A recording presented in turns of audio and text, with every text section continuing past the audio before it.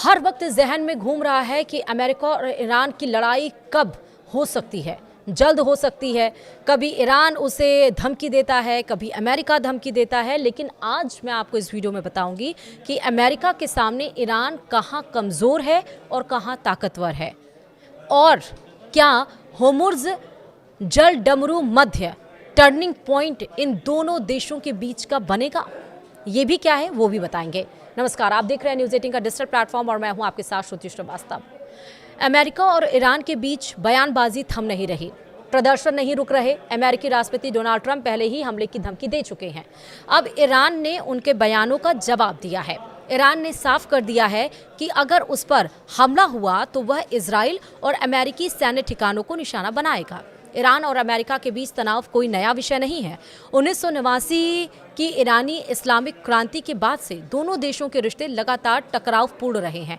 परमाणु कार्यक्रम, प्रतिबंध, पश्चिम एशिया में प्रभाव बढ़ाने की होड़, इजराइल का मुद्दा और हालिया सैन्य घटनाक्रम, इन सब ने इस तनातनी को और गहरा किया है। ऐसे में यह सवाल स्वाभाविक है कि सेना की ताकत के मामले में ईरान अमेरिका से कहां कमजोर पड़ता है और कहां भारी पड़ सकता है। वेनेजुएला पर हुए अमेरिकी सैन्य कार्रवाई और राष्ट्रपति निकोलस मादुरो की गिरफ्तारी के बीच अमेरिकी प्रशासन के अनेक जिम्मेदार लोगों का बड़बोलापन जारी है। इस बीच ईरान में आर्थिक संकट को लेकर प्रदर्शन शुरू होने के बाद अमेरिका के राष्ट्रपति ट्रंप समेत उनके अनेक सहयोगियों ने धमकी दे दी है। इस बीच ईरानी प्रमुख खामनेई ने भी अमेरिका को बीते शुक्रवार नमाज के बाद जवाब दिया। उन्होंने आम जनता को दिए संदेश में कहा कि वे किसी भी विदेशी ताकत की धमकी से डरने वाले नहीं। जो उन पर हमला करेगा उसे मुंहतोड़ जवाब दिया जाएगा। इस बीच रिपब्लिकन सीनेटर लिंडसे ग्राहम ने फॉक्स न्यूज़ को दिए इंटरव्यू में कहा कि वे होते तो ईरानी लीडर को खत्म कर देते। अगर केवल कुल सैन्य ताकत की बात करें तो अमेरिका दुनिया की सबसे शक्तिशाली सेना है। अमेरिका का रक्षा बजट 800 अरब डॉलर से अधिक है, जबकि ईरान का रक्षा बजट लगभग 30 से 40 अरब डॉलर के आसपास मारा जाता है। यह अंतर अपने आप में बताता है कि पारंपरिक सैन्य क्षमता यानी कि कन्वेंशनल मिलिट्री पावर में ईरान अमेरिका से कहीं बहुत पीछे है। अमेरिका के पास अत्याधुनिक हथियार, वैश्विक सैन्य अड्डे, सैटेलाइट नेटवर्क और तकनीकी बढ़त है, जो ईरान के पास बिल्कुल नहीं है। संख्या के लिहाज से ईरान कमजोर नहीं है।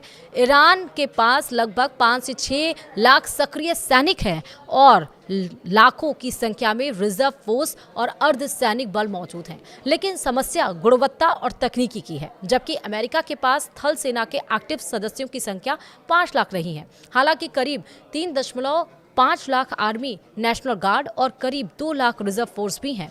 ईरान के टैंक और बख्तरबंद वाहन पूरे पुराने सोवियत और स्वदेशी डिजाइनों पर आधारित हैं, तो वहीं अमेरिका के पास आधुनिक टैंक, डिजिटल युद्ध प्रणाली और रियल टाइम इंटेलिजेंस है। थल सेना की संख्या के मामले में ईरान टिक सकता है, लेकिन खुले मैदान में सीधी लड़ाई में अमेरिका को चुनौती देना मुश्किल है। वहीं ईरान की वायुसेना उसकी सबसे कमजोर कड़ी मानी जाती है। उसके पास F-14, F-4 और मिग जैसे पुराने लड़ाकू विमान हैं, जिनका रखरखाव भी प्रतिबंधों के कारण कठिन है। और इसके विपरीत अमेरिका के पास F-35, F-22 जैसे स्टील्थ फाइटर, ड्रोन, अवॉक सिस्टम और सैटेलाइट समर्थित एयर डोमिनेशन है। किसी भी संभावित युद्ध में अमेरिका पहले ईरान की वायु रक्षा और एयरबेस को निशाना बना सकता है, और जिससे ईरान को भारी नुकसान हो सकता है।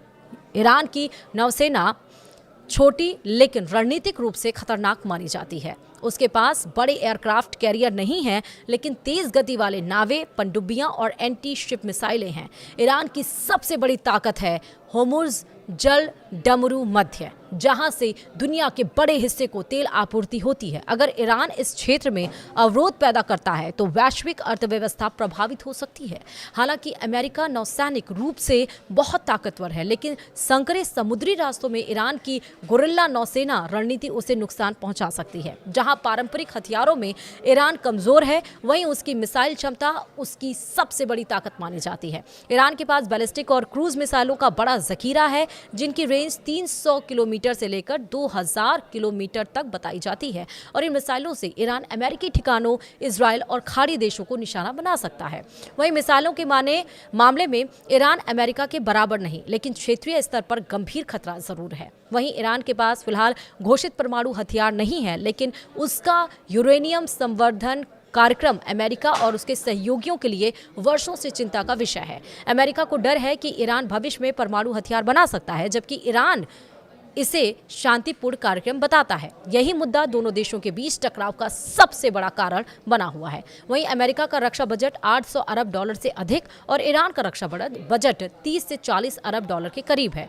वहीं ईरान की सबसे बड़ी रणनीतिक ताकत है उसका प्रॉक्सी नेटवर्क। जी हां, लेबनान में हिजबुल्ला, यमन में हूती और इराक और सीरिया में शिया मिलिशिया, इन संगठनों के जरिए ईरान बिना सीधे युद्ध के अमेरिका और उसके सहयोगियों को चुनौती देता है और इस तरह शैडो वॉर में ईरान अपेक्षाकृत अमेरिका से काफी मजबूत स्थिति में है।